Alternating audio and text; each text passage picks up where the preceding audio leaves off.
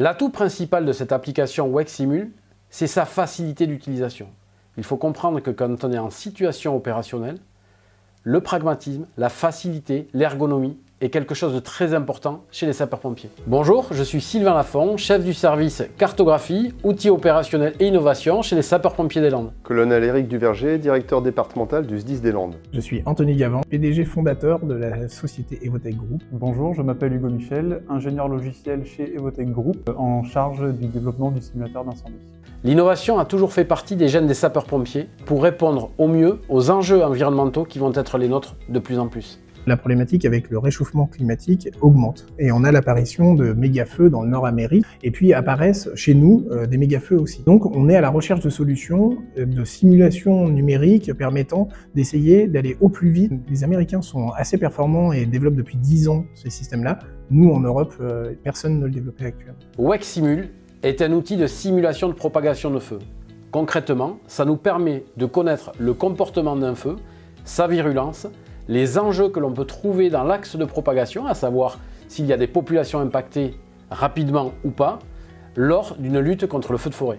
WEC-Simul est utilisé au quotidien l'été au SDIS des Landes. D'abord le matin pour estimer quelles vont être les étendues potentielles de feu sur la journée, avec des prévisions sur l'après-midi. Et par ailleurs, à chaque début d'incendie, pour pouvoir identifier les enjeux et les développements des feux. L'idée, c'était d'avoir quelque chose qui soit quasi temps réel. Quand on a un début d'incendie, il faut pouvoir savoir très vite si oui ou non il va être dangereux. Pour ça, il fallait mettre des architectures modernes pour pouvoir le mettre en place sur des nouvelles technologies permettant de passer d'un utilisateur confirmé qui mettait 1h30 à faire une simulation à un enfant de 5 ans qui clique sur une map et qui est capable de faire en moins d'une minute le résultat sur 16 heures, savoir comment allait se propager le feu. Tout l'enjeu était à la fois de l'ergonomie et à la fois quelque chose d'ultra performant. La technique d'Evotech nous permet d'utiliser l'application WEC-Simul à la fois en prédiction depuis un bureau, mais aussi en situation opérationnelle dans un véhicule d'appui cartographique.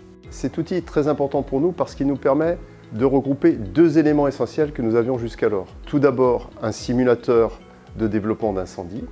Jusqu'alors, nous utilisions un outil qui nécessitait une grande connaissance et un temps de renseignement très important. Et le deuxième élément, c'est l'analyse de la zone d'intervention, ce que faisaient jusqu'alors nos cadres dans le véhicule d'intervention, en se rendant sur les lieux afin de définir très rapidement quels sont les enjeux, quels sont les moyens de circulation, quels sont les moyens pour accéder au sinistre, quelles sont les voies périmétriques pour le sinistre. Alors les enjeux technologiques de l'application, c'était déjà de passer par une grosse phase de recherche et d'assimilation des connaissances existantes, notamment canadiennes et américaines, pour pouvoir construire un algorithme de simulation performant basé notamment sur les architectures IA existantes à ce jour, qui permettent de diviser par 1000 le temps de calcul. Travailler avec les pompiers, ça a été vraiment cool. On a mis en place un simulateur le plus ergonomique possible pour la facilité d'utilisation. Très clairement, nous étions confrontés à un souci majeur avec l'outil précédent.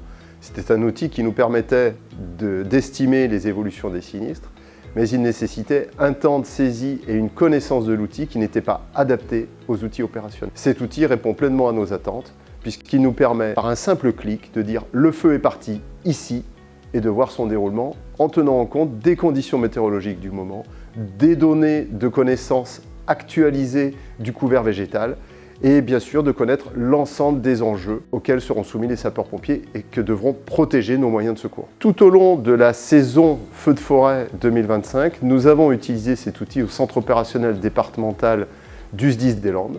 Il a donné entière satisfaction et a permis très rapidement, par des personnels qui sont affectés au centre opérationnel, de disposer dès l'alerte d'évolution du sinistre et de connaître très vite les enjeux. Ça permet un gain de temps extrême afin d'être plus efficace et d'engager l'ensemble des moyens nécessaires pour lutter contre les différents sinistres auxquels on a été confrontés cet été.